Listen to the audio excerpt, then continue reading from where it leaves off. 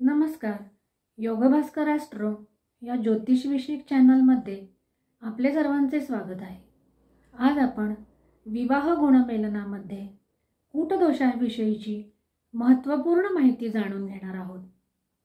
विवाह जमवताना अष्टकूट गुणमेलन पद्धती ही सनातन संस्कृतीमध्ये अतिप्राचीन असून अत्यंत महत्त्वाची मानली गेलेली आहे. यामध्ये वर्ण, वश्य, तारा, योनी, गण, ग्रहमैत्री, राशीकूट आणि नाडी यांचा समावेश आहे आणि या सर्वांना मिळून 36 गुणांची मान्यता आहे. तर कूटदोषाला यामध्ये 7 गुण दिलेले आहेत.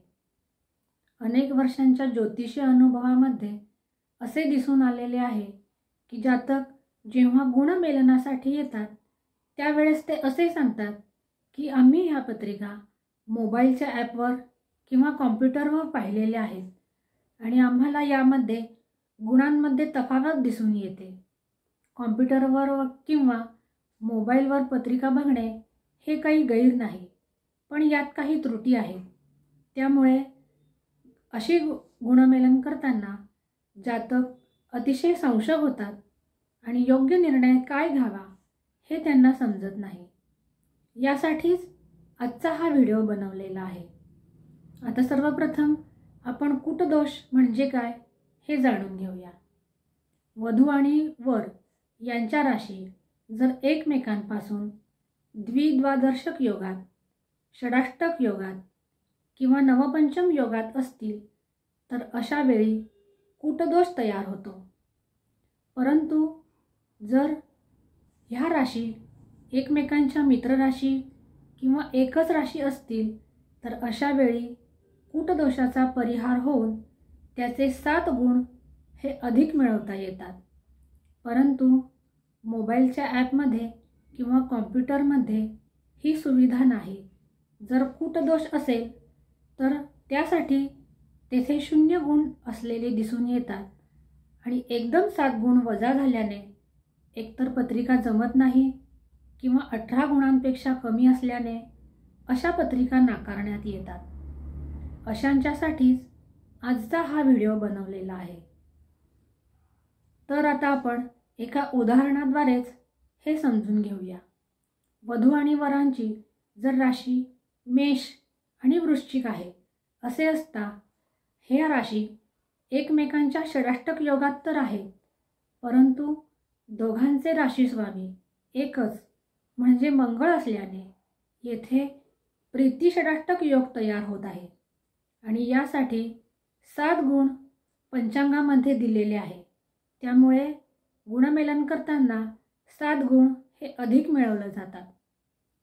तर वधू आणि वरांपैकी जर एकाची राशी मेष आहे आणि एकाची राशी ही कन्या आहे, अशा परिस्थितीमध्ये जर षडाष्टक योग तयार झाला तर दोघांचे राशीस्वामी अनुक्रमे मंगळ आणि बुध हे होतात आणि हे दोघे एकमेकांचे नैसर्गिक शत्रू असल्याने अशा वेळी कूटदोष तयार होतो आणि त्याचे 7 गुण हे वजा केले जातात. तसेच जर कुंडलीमध्ये जास्त गुण जमत असतील तर अशा वेळी कूटदोषाचा परिहार हा आपोआप होत असतो.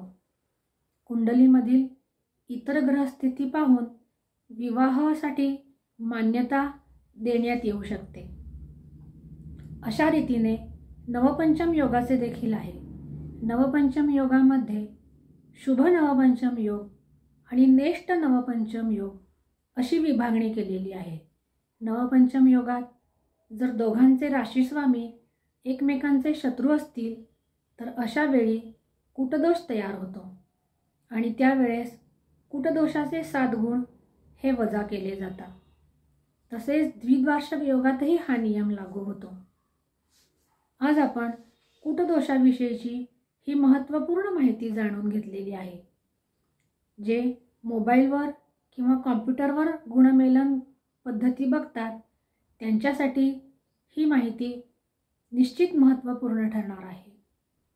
तसेच ज्यांना आपल्या जीवनातील समस्यांवर ज्योतिषीय विश्लेषण आणि मार्गदर्शन जाणून घ्यायचे आहे अशांच्यासाठी सशुल्क कुंडली मार्गदर्शन सेवा ही ऑनलाईन उपलब्ध आहे.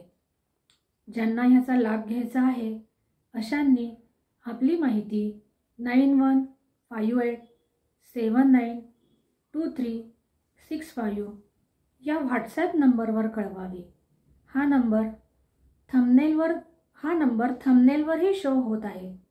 जिज्ञासूंनी तो नक्की पाहावा. तसेच अशाच नवनवीन ज्योतिषीय आणि धार्मिक माहितीसाठी चॅनलला लाईक आणि सबस्क्राईब देखील नक्की करावे, ज्यायोगे ही माहिती तुमच्यापर्यंत सर्वात आधी पोहोचेल. आज आपण येथेच थांबूया. पुन्हा भेटूया एका नवीन ज्योतिषीय विषयासह. तोपर्यंत नमस्कार.